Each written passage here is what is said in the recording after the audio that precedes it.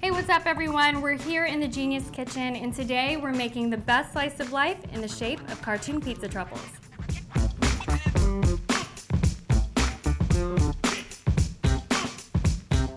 I have a mixture of cake crumbles and frosting here, your basic cake pop recipe.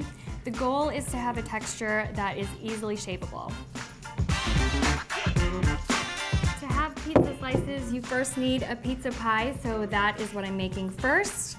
I'm just gonna shape this into a thick disc. You want the top to be as evenly flat as possible. If you get any cracks in here, it's definitely gonna happen. Just, kind of smush it together and cover it up. You should easily be able to just pat it away. Okay, perfect. Now I'm gonna cut this into 8 even slices, just like a regular pizza. 8 even slices. Just gonna move these over to a parchment-lined baking sheet. So I need some of this dough for the crust, so I'm sacrificing one of these slices for that purpose. I'm just tearing off a little piece, and I'm gonna shape it into a small log. I'm gonna fold it right over the top of one of my slices. This is our crust. And it helps us sort of spread this mixture into the base, the rest of the slice, and this just really helps attach it. We're gonna dip these in chocolate, so you don't want anything falling off. Now that our pizza slices are all molded, we're ready for some chocolate. I have some brown candy melts here, and I am just going to coat each of my pizzas. You wanna get it totally covered. And you have some time with candy melts, but don't be dilly-dallying on this part. You definitely wanna get through it as quickly as possible. I wanna get rid of any excess that I have, so I'm just kind of gently scraping on the bottom, and I'm gonna place it right on my parchment-lined baking sheet. And now we're gonna do the same thing with the rest.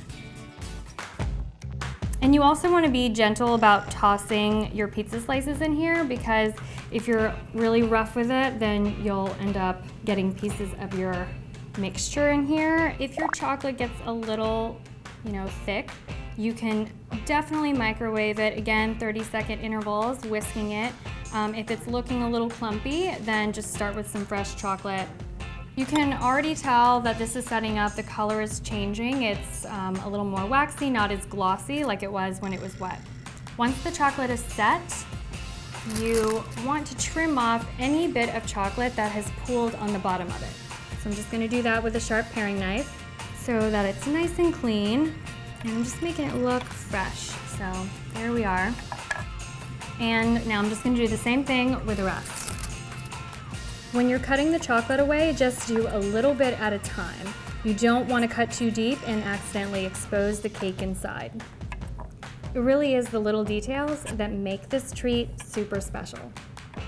All right, so our chocolate is set, it's trimmed, it's nice and clean, and things are about to get cheesy up in here. I have some yellow candy melts in a small piping bag. What I like to do is pipe a little bit of cheese right on top first. Just feel like you have more control.